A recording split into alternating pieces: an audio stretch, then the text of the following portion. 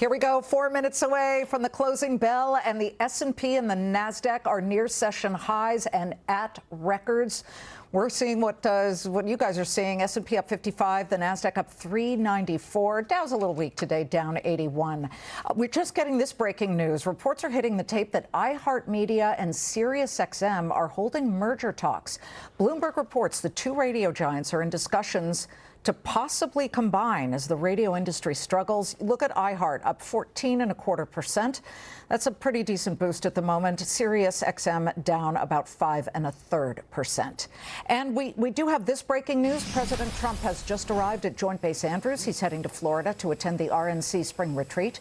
Before he left the White House, he did speak by phone to Reuters and said Iran plans to make an offer aimed at resolving U.S. demands to stop the war. Iran wants to talk, he said, and see if they can make a deal. He added that the U.S. officials negotiating with Iran are dealing with the people who are in charge now. Buying the SaaS-pocalypse, the sell-off in software stocks. Well, today, look at software stocks. They are climbing after a really ugly sell-off yesterday. But these same names are part of the software meltdown pretty much since the end of last year and the start of this year. But look at this sell-off in Salesforce, down 32%, ServiceNow down 41%, Asana down 53%. It was all sparked by Anthropic's Claude raising questions about how fast AI is going to disrupt software. The fear swept through the private credit market. We've been telling you about that. It's caused massive redemptions, people wanting to take their money out. Our Countdown closer says lean into that fear. Joining me now, Advisors Asset Management Deputy CIO Jake Johnston, $32 billion in assets under management. This does look like a classic buy good companies going through really bad times. Right, Jake? Sure. Is that what you're saying? Sure.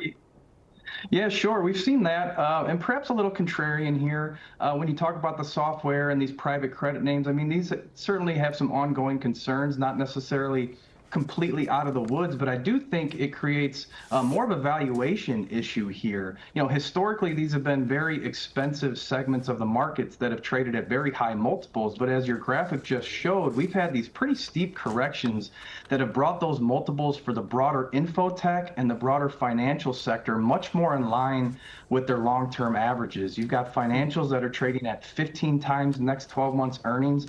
That's the cheapest sector in the market. And you've got infotech that's trading at just a slight premium to the overall equity markets. When you start to look at these sectors at these valuations, we think it looks pretty attractive given the amount of free cash flow and earnings growth that's ahead of them. Okay, Jake, guide people who are believing in your theory here. Do you look at the ones that are the largest market cap and that have sold off the most? How do you pick some of the names here?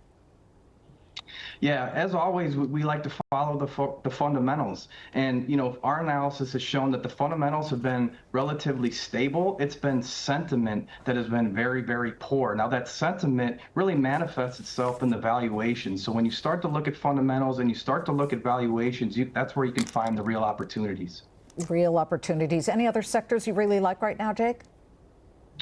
Well, you know, earnings growth has been really strong for 2026. It's approaching 20% this year, which is just absolutely extraordinary. But I think what's really encouraging is that earnings growth is starting to broaden out.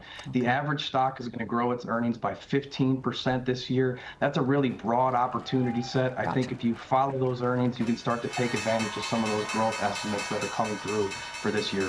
Jake Johnston, good to have you on a day where we see the S&P and the NASDAQ closing at fresh records. Same with Amazon.